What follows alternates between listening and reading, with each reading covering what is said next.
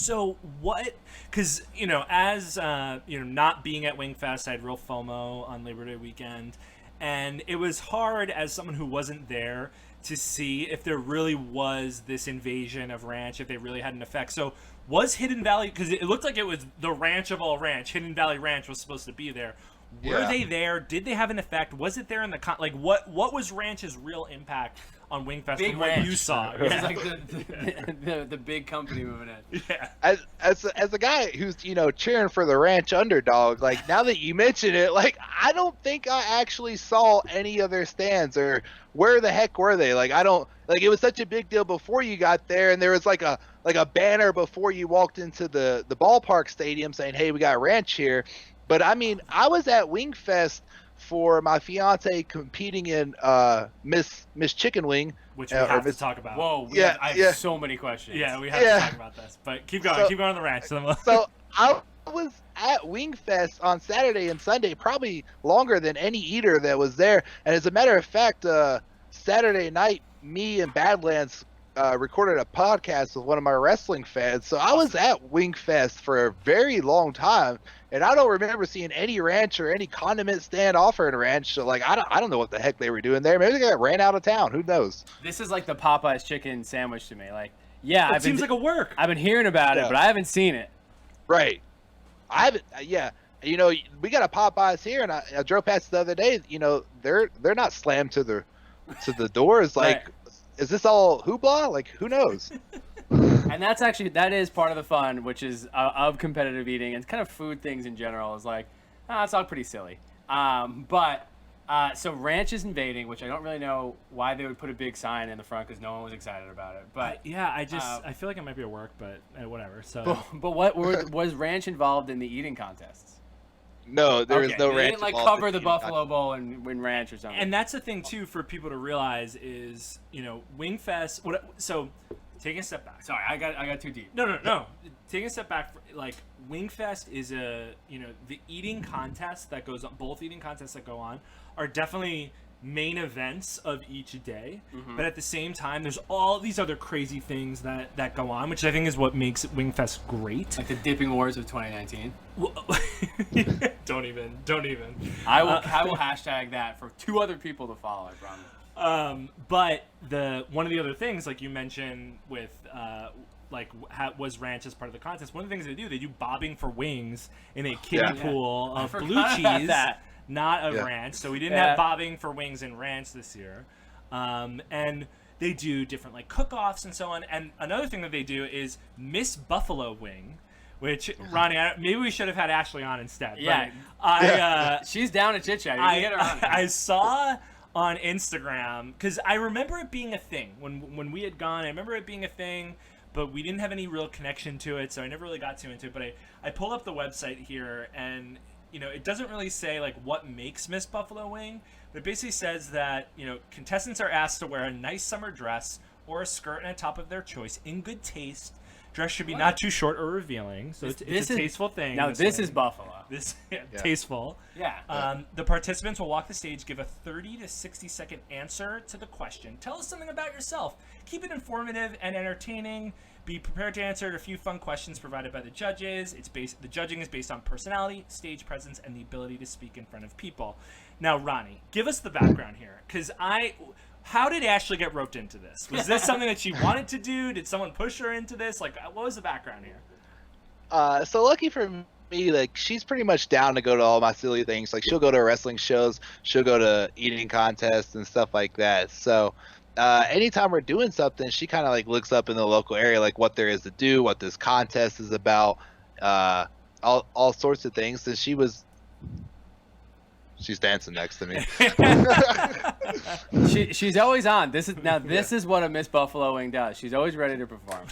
Yeah, definitely. So she was looking into it, and they have this Miss Buffalo Wing thing, and she signed up for it. And she mentioned the fact that I was going to be in the eating contest, and she really didn't think too much about it. And then about 2 or 3 days before about a week before the contest, they reached out to her, and they were like, "Oh, we love you. We're going to sponsor you. You don't have to worry about paying an entry fee. You've got to, you've got to get out here and do this contest." Because she's a teacher. She's a good story, and Don't sell her She too always hard, like wrestling. Ronnie. It's like she's got a good storyline. She's got a good... Yeah, she's got a good background. She's got a good character. She's a super good baby face, super clean baby face. You know, like Built let's get for her. Buffalo. Yeah, let's. She moved away. She moved back. She met this guy eating a bunch of chicken wings, and she fell in love with him eating chicken wings, or that's what the kayfabe is. So like, At least it's kayfabe. Real or not, we Yeah. don't know, but it's definitely kayfabe. Yeah. that's maybe it's a work, maybe it's a shoot, who knows. So like, they loved her. She got up there. She did her thing. She walked on the stage in front of the judges, just like any other beauty pageant. They asked her some questions. They asked her this really like stupid question, like, what would you do if a chicken wing could fly, or something like that? I don't even remember the question. And she answered it pretty good, and I think she wound up finishing runner up. So she almost took home the thing. The Winner receives a sash and a $300 Sash, yeah. monetary reward. Whoa, 300 bones. Yeah, 300 bones. A monetary reward, though. her question was, what are you gonna do with the $300? And she was like, I could care less about that. I want the sash. And I'm like, yo, wait a second. Like, do you know how much it costs to feed me? Like, you know how many chicken breasts that could buy? Like, Well, congratulations to Ashley for being the runner-up for Miss Wing. But we know that she was there because you had work to do, Ronnie. And on Saturday was the Buffalo Buffet Bowl, which is a very unique contest in the world of competitive eating. Especially MLE related. Especially and when it comes to Major League eating, where essentially, and it's a long-standing tradition, it's been going on for years and years and years, but essentially where the eaters are given a tray of what is deemed Buffalonian cuisine, and it's usually 3 or 4 different items that Ronnie's getting a refill. yeah, she's the best. She's the Did best. they? yes, she is. That's a Miss Buffalo Wing I've ever seen. I'm a very lucky guy. Ashley, I believe, is on her way to Fink cousinhood. Well, it's only fair. All right, It's like- all right. She might be runner-up Miss Buffalo Wing. But no, so the eaters are asked to eat a tray of Buffalonian foods, Yep. which changes every year. So Ronnie, my first question is, because it seemed a little unclear from what I've It what was I saw. unclear when we were in the crowd. Yeah, it's exactly. never What really what clear. were the foods in the buffet bowl for 2019? Thank you, Ashley. They said thank you. So she wants me to show this real quick. I'm sorry. I'll talk about the Buffalo Bowl in 1 second. So she got she got the runner-up thing for Yes. Miss Buffalo Wing. Yes. Yeah. So if That's you see legit. down there, there's some marker that's went over the little runner-up thing, and she just wore this to work saying Miss Buffalo Wing because she's a bartender. So like, you want to tip the girl who won. So Absolutely. Yeah, she's Yeah. smart. She's smart. yeah. That's amazing. Congratulations. Oh my God, that's so funny. All right, so to get back on track here, the Buffalo Bowl this year had 3 slices of buffalo pizza into it, and let me explain buffalo pizza. It's very thick, it's very hard, it's almost pan pizza. Like it's no joke. You had some pierogies in there, you had some fried raviolis, which was my first time having chicken wing flavored fried raviolis, and man, they that's were tough. delicious. Oh, Really? there! Wow. Yeah, like not a lot of times I'm up there eating, I'm like, man, this food tastes good. But when I bit into those fried raviolis, I'm like, what the heck? Like, why have I not had this my entire life? Like, what's going on here? And then you have 4 beef on wax sandwiches, which is basically like a large roast beef sandwich on some salty, soggy buns. And the buns on the beef on weck are thick, right? Yeah, they are. So, and last year I looked at the beef on whack and I was like, man, there's no way I can eat that. Like, it looks too dry. Like, that's not going to go down. Little did I know there's like some sauce, or the buns have absorbed grease. I don't know what it was, but that thing actually goes down a lot easier than what you would anticipate. The hardest thing to eat on that bowl is the pizza, man. Buffalo pizza, once it's been sitting out 2 or 3 hours, and I know this because I failed a pizza little exhibition I did. Like, buffalo pizza's no joke. You got to be a good, strong eater to get that down. And it's no wonder people like George Esper, who's just a machine, or Gideon Oji, who, to quote him, grew up eating bones. Like, those guys are really, those guys do really well at that contest, and that's why. And Wait, did we say why it was unique in the format? Oh. Well, I mean, unique obviously because of the number of foods, and also unique because it's basically the first 3 to finish. It's a time-based challenge. So basically, the first person finishes and they get called as the winner, but everyone keeps eating, and then you get a second and a third place. Once the third place winner goes, then they weigh 4th through 10th. And does that change 12th how you eat, Ronnie? Like, do you think about that contest differently? So here's the thing, man. Like I'm not a speed eater. I know who I am. I'm a marathon eater. I'm a capacity eater. So like I go into that contest and I'm like, I don't think there's any way in hell I'm gonna get in the top 3. Right. And that's one of the reasons I love that contest actually, because all our other contests are marathons and this contest is a sprint. It's very unique, and it stands out, and it's cool to see people who don't do so well in contests do well here, or just see different people finish 1 through 3. So I got on there and I was just trying to get as much down as I could, and I wound up spilling a lot of water in my bin, and I didn't know that they were gonna weigh it, because in my head, who cares who finishes who after you got the top 3? It's a sprint, right? Yeah. Like, nobody sticks around for a sprint to see 4th through 7th finish. Like, game over at that point. Right. So they weighed my tin. I had a lot of water in there. I don't think I did so well, but I mean I kind of made up for it the next day. So it is what it is. Next year I'll not spill water in there, but I'm not going to finish in the top 3 of that contest anyways. Right. And to your point, Ronnie, because we should mention, Jeff Esper finished the tray in 2 minutes and 51 seconds. Man, what a machine, man. That's unbelievable. Unbelievable. He finished it so fast that dude could have filed his taxes before second place finished. Well, yeah, because second place Gideon OG, the truth, didn't finish until 4 minutes and 28 seconds. And Gideon, was eating bones when he was a kid. Absolutely, absolutely. And then Mickey Sudo rounding out third with 4 minutes and 35 seconds, just behind Gideon. Only a 7-second gap between the two of them. And then that was really kind of obviously the big shock for a lot of people in the crowd who don't. It's like, oh, Joey didn't get into the top 3. Joey got 4th place. Ronnie, did you have any insight into Joey Chestnut getting 4th place? I heard there were some rumblings that he had some trouble with the beef on Weck. Yeah, he said they did a little post contest interview with him. He said he had issues with getting it down. I don't know what the deal is, but it's a little bit odd to see Joey not finish in the top 3. But that's another thing to point out. Like, that's why it's such a great contest. Like, you got Gideon, Mickey, and Jeff are great eaters, so like there's no shame in losing to those guys. No, not at all. So you heard it here first, guys. Joey Chestnut hates buffalo cuisine. Man. That's what I heard in that interview. Hates buffalo, hates the whole thing. If you're from Buffalo, like he's not a guy that likes Buffalo. You should probably be cheering for maybe the hometown kids. I mean, if we're gonna be really honest, Joey Chestnut loves Buffalo. Oh yeah, he does. He does, man. I did the news with him Friday morning, and he was so giddy about how much he loves that town. So like, can I get on a soapbox for a second? Please go. WGRZ or whoever the local Fox or NBC, whatever that is, whatever affiliate this is. Yeah.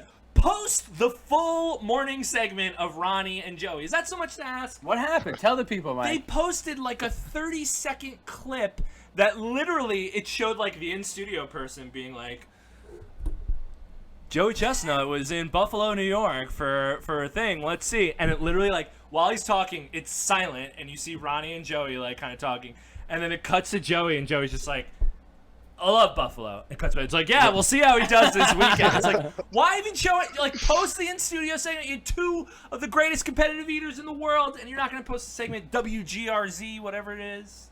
And well, now they're not going to be a Finky Award nominee for next year. They're out. Oh, they're out. I was joking around with my fiance. I was like, man, people click on that video and they're like, damn, Joey's got a big ass shadow, because like they don't mention me, they don't have a little name under me or anything like that. And the crazy thing is I felt like me and Joey kind of killed that news interview. Like, there was some banter going back and forth. Joey's eating a chicken wing and I'm explaining his technique. Like, you could have learned a lot from that interview. And like, they just give us a 15-second clip. Yeah, I'm hoping, because listen, I will show you, because I will just show you how Mike is pulling out his I was phone about for anyone this. who's on. I have the WGRZ app on my phone. And the recently downloaded Domino's app. Domino's app, because my wife didn't believe that Domino's didn't deliver to our address, so she made me download it. But I have their app, their NBC, and I downloaded it because I was trying to get to the video, seeing if there was live, like whatever. Yeah, the Nas thing was hilarious. Yeah, the Nas. let's not give them credit. But what I will say is Daybreak, the news show that you guys were on, the And morning, also a the show morning starring news, Tay Diggs that you and love? a show starring Tay Diggs that I love and own on DVD. One season, it was canceled. Not even, it was like 4 episodes in, and they canceled it and released the rest They online. threw But the rest of the anyway. episodes out. Anyway.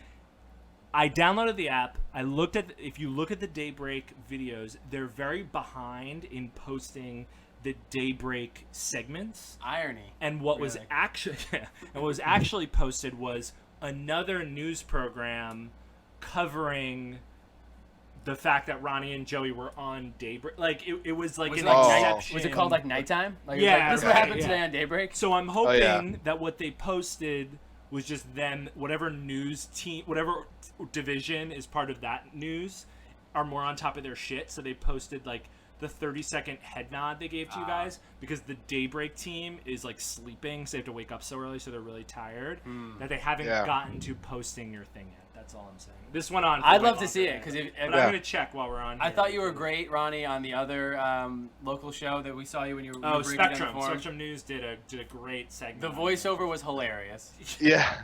They weirdly edited your voice though, but you like they'd be like, "Oh, and Ronnie, and I really like buffalo wings," and he does really like buffalo wings. Yeah. Yeah. They what was crazy about that one is the cameraman was a super big eater, Mark. So like he knew all the good questions to ask, and the lady interviewed me was kind of like getting fed questions by the cameraman. So like I feel like the reason they did that was because her questions weren't so clear or concise or whatever. Yeah. So she was kind of asking questions, and I was just running with it. So they probably made a better segment by doing it that way. That's also how Fink Beats the Stomach works. I actually feed Mike all of this. You asked the question. I just am like, "Oh, professional wrestling." But so, because we can do this all day, and we've already slandered the people who work in media only in Buffalo. Everybody else is fantastic. You weren't done on Saturday. No. Saturday happened. We came. We saw. We conquered. For some folks, some did okay. Joey clearly, slipped out of the top 3, but then came Sunday. And what happened on Sunday, Mike? The World Championship for Buffalo Wing Eating in the city of Buffalo. It's a very big contest. Jeff Esper beating Joey. It was, obviously an upset. Some people say it's not an upset. It is an upset in the sense of rankings. It might not be an upset to some people because Esper had beaten Joey earlier in the year in terms of wings. This is why we need regular bookmaking. We need a bookie to run these all the correct. time. Vegas, get involved. But Jeff Esper eating 281 wings in 12 minutes, a new Buffalo record. Joey Chestnut just behind him by 5 wings, 276. And then Mickey Sudo getting a top 3, 221. Really well in Buffalo. And Ronnie, you yourself ate 134. So just so people realize, because I know you mentioned it in the beginning, James, but just so it's clear, because I get this question honestly all the time when people ask me about competitive eating. The wings are not judged on a wing-by-wing basis. Essentially, you get a tray or a bowl, depending on the contest. They weigh it for each eater beforehand. I would assume, having been in charge of the judging for Hooters, that the goal is for every single eater to basically be at the exact same weight. But you basically take note per eater, and then you weigh those same trays after, do a weight differential, and then MLE will convert it to number of wings based on each wing is an ounce or each wing is 2 ounce, whatever is decided. Because it's better for the crowd to say, oh, Joey ate 281 wings instead of saying he ate 3 pounds of wings or whatever. But so Ronnie, you ate 134 wings with that conversion. What were the wings like? What was it like? What was your experience in the contest, especially you, someone who's eaten in the Buffalo Wing Championship a couple of times before? So they weren't too spicy. I'd say they're probably about a medium wing. They had a lot of sauce on there, so for me, I felt like I was able to get them down a lot faster than I could in previous years. Okay. And if you look at the numbers from last year and you look at the numbers from this year, I feel like everybody was up, and I feel like the reason for that was because they were so saucy. They were way better cooked. They were more enjoyable to eat. So definitely way better quality wings than we had last year. And I explain this to people all the time at work. Like, I don't like the wing contests where a judge goes through and says, "Oh, you cleaned that wing," or "Oh, no, you didn't clean that wing." It's impossible. Yeah, exactly. Just weigh the damn thing. Like, but here's my problem with the Buffalo contest, and I'm gonna break the fourth wall a little bit, I guess, and invite you up on our stage. Oh, thank you. Here we are. We're on equal ground. Yeah, there is one woman up there on that stage who's tracking what everybody's eating. Initially, they give us a 12-pound bowl, and then they have bowls that are 5 pounds, and then they have bowls that are 2 pounds. They give some people 5-pound bowls after they finish their first bowl, and they give some people 2-pound bowls. And this one lady is keeping track of all this, like in her head or on a notebook or something. Like why not just give us a 12-pound bowl and then give us another 12-pound bowl? Like let's make this easy instead of working harder. Let's work easier and make this, because there were some people who were up there, like me and Joe were right beside each other. And by the way, shout out to Joe, who did amazing Saturday and Sunday at this contest. Like, there's a lot of good stories coming out of Buffalo, and Joe Hansen's definitely one of them. Like, man, what a kick-ass job he did. He ate 200 plus wings. 212. Yeah. Wow. Yeah. Awesome. What a super good showing for that guy. Like, that guy's a super good eater. But we're looking at our bowls, and Joe's like, man, you did really good. Like, you kicked my ass. And I'm like, yeah, I think I did really good. Yeah. Screw you. Yeah. And he thought he had a 2-pound bowl, and I knew for a fact that I heard the lady say she gave me a 5-pound bowl, that she actually gave Joe a 5-pound bowl, as instead of him thinking it was a 2-pound bowl. Right. But that's, it sounds super confusing me trying to explain it. I've had a little bit to drink, but like, this poor lady is keeping track of all 12 eaters. So like, let's just make this contest easier and give us a 12-pound bowl, and then give us another 12-pound bowl. Right. Yeah, it seems overly confusing. Yeah, that's surprising, because what I can say is, when my experience at Hooters is, the eaters had a 21-pound bowl, Which is a lot. Or that, yeah. Right. So it was just this huge, like, we had big, like, industrial, like, catering bowls, and filled that up. I will say one of the challenges for Hooters specifically was the amount of sauce, because basically they took like a big tray of naked wings and sauced them. So when we were weighing them, like, if you had the liquid, that was adding weight. So I feel, I don't know this for sure, but I'm sure some of the eaters who bit through every single wing that they had, then, because there weren't any second bowls at Hooters, they were just kind of trying to go through, and it was hard when they had that like pool of liquid underneath them. Sure. So there is, like, I feel like a plus and minus to giving like one huge bowl versus Or other two, bowls. 3/4, like 2 15 bowls. Or Yeah, like two, do a 10 bowl and then another. I agree with you, Ronnie, in that, like, why have the confusion of having different, just do 10, 10, 10, 10, 10, or 7, 7, whatever it ends up being. Right. So anyway, contest sucked. Hated it. No, I know. Yeah. I'm just trying to invite you up there and see a little bit that's why we're behind the here. stage, you know? No, and that's great. We hear this a lot, and I think that, like, we can do all the, like, sort of regular competitive, what's it like to be a competitive eater? Do you poop a lot? Questions, but like that stuff is actually super interesting. That, like, what really can, in the words of the great Joey Josh Chestnut, throw you off your rhythm. Like, so at what point in your eating did you get to your 5-pound or 2-pound bowl? Like, do you think it actually affected your results? I don't think it affected my results, because like, I'm just up there eating. Right. Like, if they keep putting food down in front of me, like, I didn't have to wait for my bowl. Like, they gave me my new 5-pound bowl when I still had like 10, 15 wings left. Okay.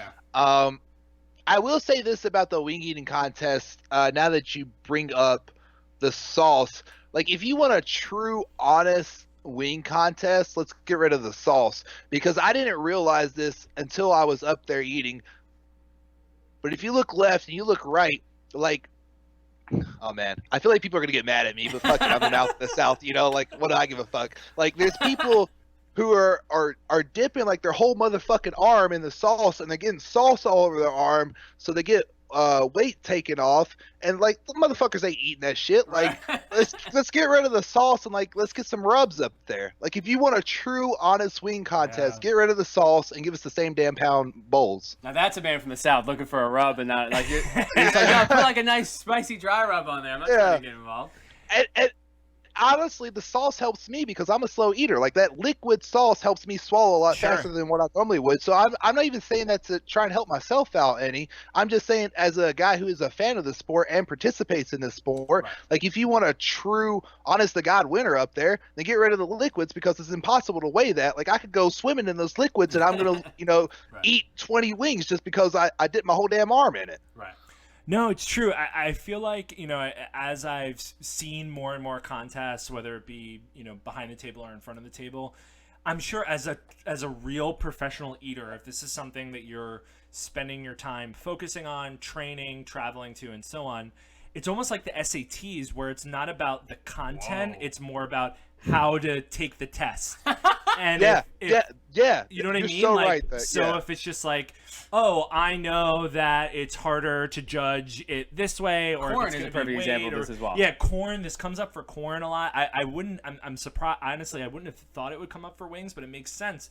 Like, because at the end of the day, if you know, okay, like we talked about gyoza a few weeks ago. I need those. If you know that at gyoza, each person has an individual judge that is watching you, and they're weighing, and they're this. You're gonna eat differently if you're a professional eater than if it's just, oh, Mike Sullivan's up there and he's gonna have to go through, and so it's. I agree. Like, you kind of have to learn like how it goes, and I mean, at the end of the day, it's sort of like, all right, like, you look at Esper, you look at Joey, you look at Mickey. I think, of course, they probably, I don't have it in front of me, but I assume they paid out through maybe 5th place, but. 6th place. So if Joe doesn't sign his contract, I'm getting paid. So Joe, if you're out there, keep doing your thing on the independent scene, son. Yo, the independent scene rules. Go for it. You're killing it out there, Joe. But I guess, like, would it make enough of a difference? I mean, maybe it would, like, in the sense of, you look at Esper, you look at Joey, there's only 5 wings between the two of them. Like, maybe it's how one of them dealt with their bull versus the way the other one did. So I'm sorry, I just started reading the eFeeds comments underneath, which is now I'm in a rabbit hole. I can't do anything but think about these results. I refuse to read those Yeah, you're comments, better so let me off. know what you found. They're my favorite ever. Same crap, different year, almost like a repetitive broken record. No wonder Sonya retired. I love it. I love every part of that. I don't know what they're getting at, man, because, like, in my head as a fan, like, that's an interesting contest. Not only do you see Joey not finish in the top 3 the day before, you like, we all us eaters thought, damn, Joey's gonna come back tomorrow with a vengeance. And you know Right, what? because he had lost, yeah. Yeah, and he did come back with a vengeance, but that vengeance wasn't good enough to take down Esper. Right. Like, that's a good ass storyline. Like, if I'm booking this thing, that's how exactly I would book it. Like, what do they want? You know, do they want, like, I don't know. You can't please those guys on eFeeds. That's why I don't read the comments. No, and that's actually, like, they're so ridiculous, like, it's actually comical to me. But that's actually something that Mike and I talked a lot about before the episode, which is that, like, Buffalo is really, really, really interesting and good because a broken record would be Joey, Esper, Gideon, Mickey 4, and then, like, whoever 5 through whatever. It's really, really great that we get different champions, and that, like, I don't think it's a fluke. Like, these are people who are really, really, really good eaters, and they win off their own merits. Yeah, Or maybe having the wing sauce on their hand, but, it's not the same. Go ahead, You know, I don't know if that affected a single result, like, as far as placement Yeah. goes, but the fact that it could, I didn't realize that Esper and Joey were so close. Right. But, like, that could totally affect that number. And I'm not saying either one of those. I'm not saying, like, anybody didn't deserve their spot. But let's get rid of that speculation. Like, Yeah. let's not have that. You have me 110%. I love that. And because seeing the numbers is important to us, at least. Like, maybe the numbers don't matter. It's like the casual fan. But, like, we're going to think about it, and we're going to talk about it. And if you're listening to Fink Pizza Stomach, which, again, please do not, you're going to hear something and, like, why not? Let's all be on the same page and let's be excited about the number and not question it. Well, I do, Ronnie. I'm curious to hear your perspective because you're in my, when I was thinking about this interview, you're in a really interesting position because I know that you're someone who dedicates, I know, yourself to training, and you want to be good, you want to be the best, and in honestly everything that you do, it seems. And so you have this competitor mentality, but I also know at the end of the day, you're also a fan of competitive eating.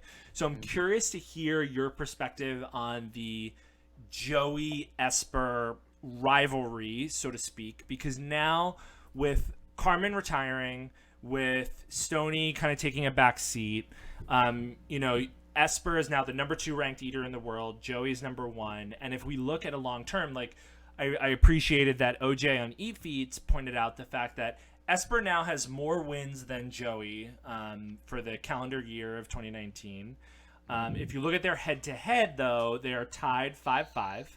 But at the same time, like, although Esper is now ahead of Joey and has now beaten Joey twice in wings, Hooters still does the promotion with Joey Chestnut, Right. And you know, Joey's still kind of the hot dog guy. So I'm curious to hear your perspective on like their rivalry, and it's specifically Esper's dominance. Like, he's clearly putting the work in. He's clearly winning championships. Like, what is it like as a competitor, as a fan, to see someone like him kind of rise the ranks and beat Joey 5 times in 2019 and a bunch, like equally, if not more times in 2018?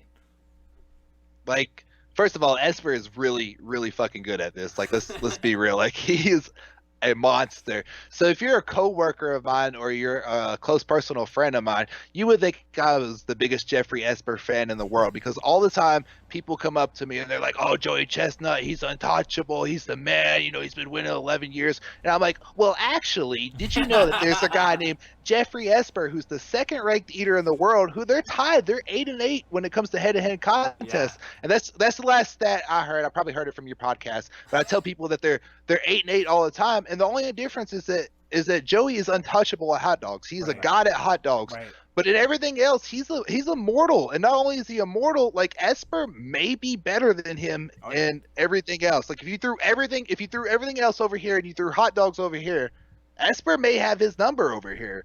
So, like, I think it's super great to see that rivalry kind of take off, and to see that Joey Chestnut isn't untouchable. And we can only hope that one day that transitions to hot dogs, because, man, wouldn't it be great to get up there on ESPN and really have a battle again? Oh yeah. I mean, it's what we hope for. I mean, I feel like we've talked about it like 1,000 times. It's, you know, and it's nothing against Joey. Like, it's just, who wouldn't want that, a rivalry again, a battle again? You know, we talked to Adam Amin about it a little bit. Like, yeah, it's exciting to have Joey versus the record, and that's the story, and you build it. But what's better than having the two titans like go against each other? I mean, it's the same with Mickey. Like, we hope the same for Mickey. You know, Absolutely, man. And she did so well this weekend. Like, I feel like I'm shouting out everybody here, but Mickey really proved that she's a dominant eater this weekend. She's not just a girl who just shows up at Nathan and wins that belt. Like, she's a really good eater against men, against women, against anybody. And I love to see a little bit of what I think we really enjoy, which is that Mickey Spark tweeting like, "Oh, I guess I didn't do so bad this year." Like, her when she really gets like sassy Mickey is really when she's out there ready to pounce, and I'm happy to see it. It's a great point to make. I mean, again, as you know, I appreciate OJ's post like about how like all of the Emily championship wins like across the board, and you see like Mickey, of course, won Nathan's, like no one's surprised there, but took home the hot dish championship and also the Able Skeeber championship. So like she's got some championships under her belt, and like you said, Ronnie, showing up, getting top 3 in both contests on the weekend, like it's pretty awesome. So congrats to Pseudo. Kudos to Pseudo. Wow, how have we never done that before? I love it. Kudos to Pseudo. But Ronnie, I do really want to know, like, going back to kind of like putting the work in, because I've been thinking a lot about how a lot of, you know, there's a lot of people in competitive eating who are very physically fit, like they're personal trainers or they're weightlifters, like, you know, look at an Esper, a Juan, a Sarah, or whatever, yourself, obviously. You know, there seems to be this like sort of fitness mentality of like putting the reps in, doing the work, getting better.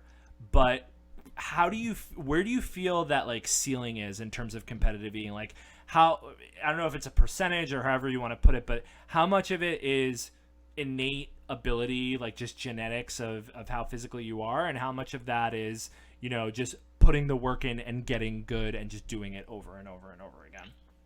I would say that like your genetics or your natural ability gets you to the stage, but everything after that is on you. Like we all showed up and we all have this ability, and we're all you know, crazy eaters, but nobody gets to that next level without putting in the work. To bring up Carmen Sincati, the guy went from 13 hot dogs to 50 hot dogs, and he didn't go up by that number by luck. He put in hard work every single day, and he got himself up to that number.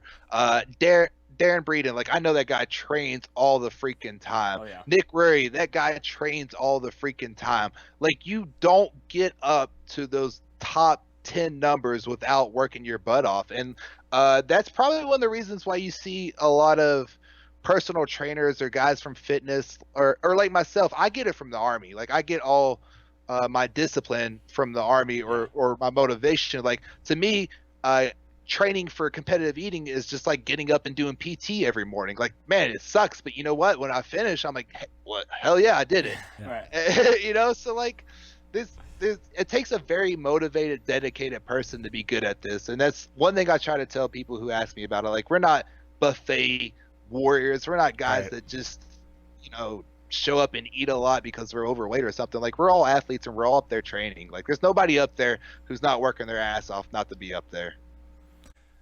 So, Ronnie, what does the future of Megabyte Ronnie Hartman look like in competitive eating? So I'll be honest, man. When I got into competitive eating, like at first, I didn't really train. I didn't really give it all that much. And then I got brought out to Nathan's as a special guest. And the next year I was like, the hell with that. Like, I'm not going to go out there as a special guest. Let me earn my spot out there. And I put in work for about a month or two leading up to my qualifier, and I got my spot. And I didn't really train for Nathan's because in my head, my Super Bowl was getting there. Right. And then we saw for the next 3 or 4 years after that, you know, Ronnie Hartman didn't qualify for Nathan's. And I kept putting in my normal amount of work, which is about a month or month and a half leading up to a contest. And honestly, I just wasn't putting in the effort that other eaters were putting in. And I was getting my butt whooped on that table. And then finally, you know, we roll around the last year and I was like, the hell with this. Like, I'll be damned if I'm not making it to that stupid contest. Like, I got to get the hell back. And I trained for 3 months and I hit a personal best.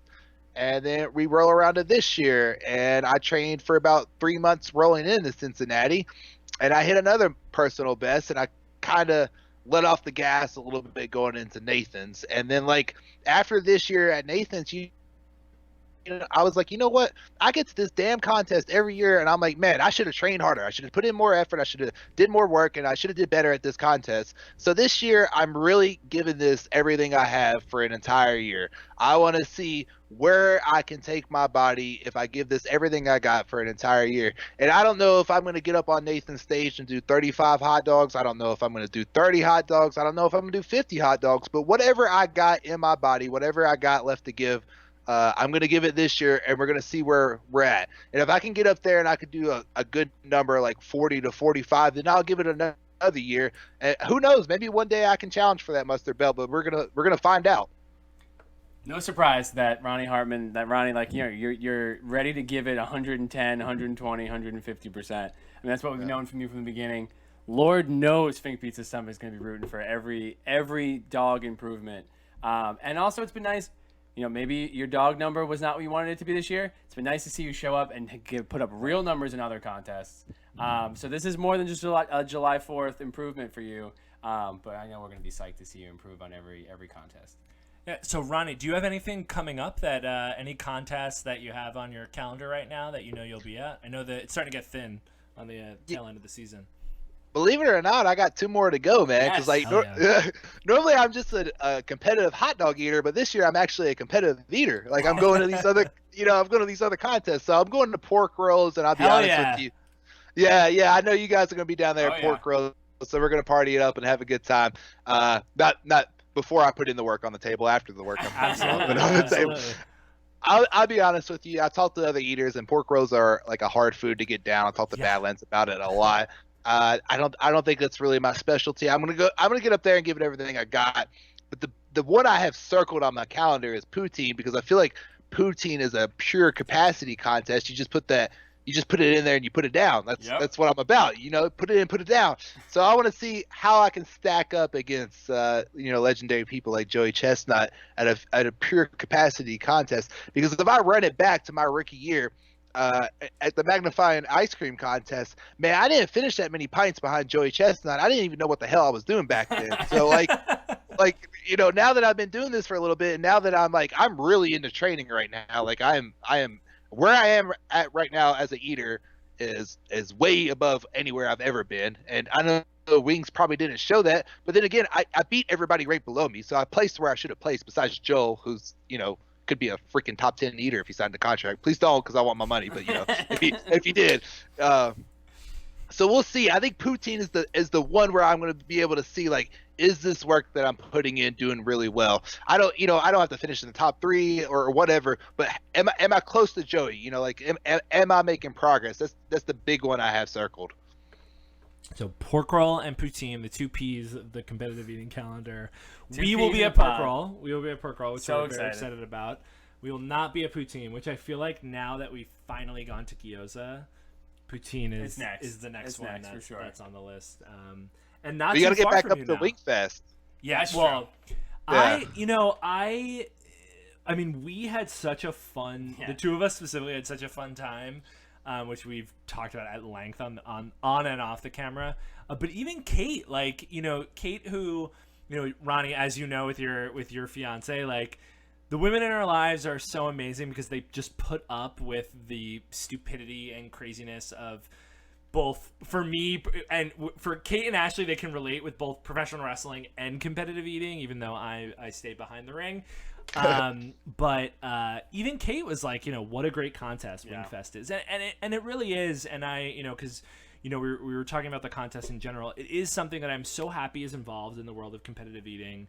It's a big weekend. It's always Labor Day weekend, and also something that people tend to forget is it was broadcasted on ESPN one year, Which like is wild. to me. ESPN broadcasted the wing eating contest. Yeah. So it's super cool that goes on. So yeah, I would love to get up there to Wingfest because clearly it's a big event, and you see some surprising results, and you see some great eaters. Like Joel is a great example of someone who maybe we'll be seeing officially on the circuit.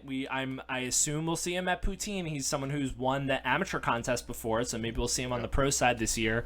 And it's always great. Wingfest is always great up in Buffalo, so we would love to return. I'm sure Ronnie, you'll be there for years and years to come. Absolutely. But I'm psyched up that we're gonna see you out in Pork Roll, so that's gonna be awesome. But Ronnie, in the meantime, other than seeing you on the streets, where can people find you on the social media? Well, if you want to get at me, you can get at me at Twitter at MegabyteRonnie. If you want to see some of my pictures, you can look at my Instagram at MegabyteRonnie. If you really want to do me a big favor, you can follow both of those because, like I said, in the professional wrestling world, your online clout kind of goes a long way. But if you really want to do me another big favor, I have just gotten back into the YouTube market. Oh, yeah. With a video eating a gallon of pistachio pudding in less than 3 minutes. Love it. So if you want to, go ahead and check out youtube.com/MegabyteRonnie and be one of the first 200 subscribers because I'm only like at 150 right now. So just hit that subscribe button, hit that Perfect. like button, drop some comments, tell me what you want me eat, and I'll eat that shit. Let's make this shit happen. I mean, you're doing better than us in terms of YouTube subscribers. 100%. But yeah, Megabyte Ronnie, you can see it down in the corner. He's cross-platform. Definitely check it out. Yeah, we also posted your most recent video in our Facebook group, which I'm getting ahead of myself a little bit, but of course, Fink Beats the Stomach. Yep. The best way to get in contact with us is, of course, to go to FBTSpod.